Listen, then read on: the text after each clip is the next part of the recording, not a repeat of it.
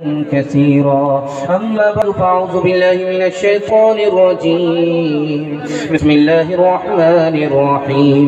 ويطيعون الله ورسوله أولئك سيرحمهم الله. صدق الله مولانا العظيم. وقال النبي صلى الله عليه وسلم اسمعوا وأطيعوا، أو كما قال عليه الصلاة والسلام سبحان الله وبحمده سبحان الله العظيم وبحمده استغفر الله. صلى الله على سيدنا محمد صلى الله عليه وسلم. اللهم صل على سيدنا محمد يا رب صل عليه وسلم. آنے سے محمد کے انسان میں کمال آیا، ہلچل سی مچی ہر سو باطل پہ زوال آیا. اللہ کے وہ پیغمبر، اللہ کے وہ پیغمبر، اللہ کے وہ رہبر ہر ظلم سہے ہنس کر. اللہ کے وہ رہبر ہر ظلم سہے ہنس کر. چہرے پہ شکن آئی نہ ان کو جلال آیا. احکام خداوندی اللہ کی رضامندی، احکام خداوندی اللہ کی رضامندی. ساتھ اپنے لیے قرآن وہ حسن و جمال آیا. جب پیارے نبی اپنے اللہ کے قریب پہنچے، اس وقت بھی آقا کو امت کا خیال آیا. جلسہ نکل چکا ہے، بڑے حوصلے کے ساتھ آپ کا جلسہ ہو رہا ہے. آپ میزبان تھے اور مہمان کو آپ نے بڑے خلوص سے بلایا تھا. آپ نے سن کر کے حوصلہ دے کر کے مہمان کا دل خوش کر دیا، میزبانی کا حق ادا کر دیا. جلسے کو دعا تک، اس کے بعد دل خیر آبادی صاحب کو سننے کے بعد جلسے کو مکمل کرا کر کے آپ لوگ اٹھیں گے. ہاتھ اٹھائیے انشاءاللہ. ابھی معروف بھائی صاحب کہہ رہے تھے کہ دل خیر آبادی کو بھول جائیے گا جب ان کو سنیں گے، لیکن میرا ماننا ہے کہ میں نقل ہوں، وہ اصل ہے. کل نقل کہاں بھائی، کہاں میں اور کہاں وہ. خیر، میرا یہ حسن ظن ہے، میری یہ عقیدت ہے جس کی بنیاد پر میں کہہ رہا ہوں. 3 سوالوں سے میں پیغام کو شروع کرنے کے لیے جا رہا ہوں. روز نعرہ لگیں گے، عمل کل کریں گے. ہاتھ لگائیے انشاءاللہ.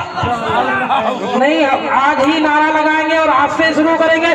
نعرہ تکبیر، نعرہ تکبیر.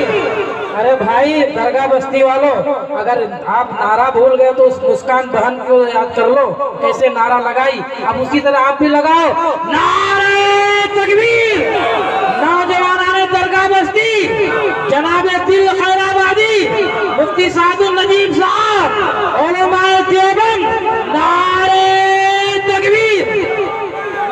3 سوالوں سے میں اپنے پیغام کو شروع کرنے کے لیے جا رہا ہوں. بالکل آپ کو بائی پاس لے جا رہا ہوں. تیزی کے ساتھ آپ کا جلسہ نکل جائے گا. محبت سے سن رہے ہیں، ہمیں بھی پتہ نہیں چلے گا، آپ کو بھی پتہ نہیں چلے گا. 3 سوال سے پیغام شروع ہو رہا ہے. دوسرا گناہ کر رہا ہے، اس کو ٹوکنا کب فرض ہے کب فرض نہیں ہے، یہ میرا پہلا سوال ہے. ہم بات آپ سے کر رہے ہیں، اس میں اثر ہوتا ہے اثر نہیں ہوتا، اثر کیوں نہیں ہوتا، یہ میرا دوسرا سوال ہے.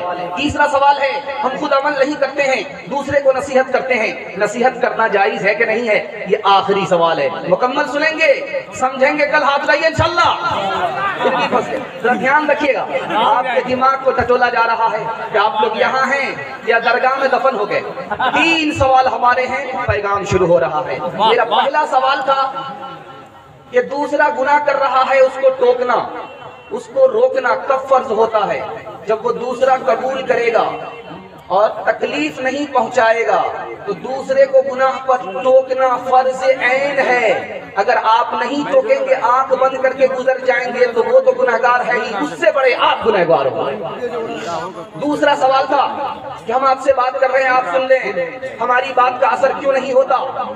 3 وجہ سے اثر نہیں ہوتا. ہم جس نیت سے بات کر رہے ہیں وہ نیت ہی ٹھیک نہیں ہے. ہم اپنے کو دیندار سمجھ رہے ہیں، آپ کو بددین سمجھ رہے ہیں، اس لیے اثر نہیں ہو رہا ہے. اور جس طریقے سے ہم آپ سے بات کر رہے ہیں وہ طریقہ ہی غلط ہے. ہم آپ کو تانا مار رہے ہیں، آپ کو نرمی سے سمجھا نہیں رہے، حوصلہ نہیں دے رہے ہیں، اس لیے ہماری بات کا اثر نہیں ہے. جو بات ہم آپ سے کر رہے ہیں وہ بات ہی غلط ہے، صحیح بات نہیں ہے، اس لیے بات کا اثر نہیں ہو رہا. آخری سوال آپ سے تھا کہ آدمی خود عمل نہ کرے دوسرے کو نصیحت کرے، یہ نصیحت کرنا جائز ہے؟ تو لکھا ہے کہ دعویٰ کرنا تو جائز نہیں ہے، جو کام ہم نے کیا نہیں اس کا دعویٰ کر رہے ہیں یہ تو گناہ ہے، لیکن اگر ہم خود عمل کرتے نہیں دوسرے کو نصیحت کرتے ہیں تو یہ جائز ہے، کیونکہ دوسرے کو ہم نصیحت کر رہے ہیں، اللہ تعالی ہم کو اس کی برکت سے توفیق دے دے گا۔ میری زندگی کا مقصد تیرے دین کی سرفرازی، میں اسی لیے مسلمان، میں اسی لیے غازی، تمنا ہے کہ اس دنیا میں کچھ کام کر جاؤں، تمنا ہے کہ اس دنیا میں کچھ کام کر جاؤں، اگر کچھ ہو سکے تو خدمت اسلام کر جاؤں، کیا فردوسی مرحوم نے ایران کو زندہ، خدا توفیق دے تو میں کروں ایمان کو زندہ، خدا توفیق دے تو میں کروں ایمان کو زندہ۔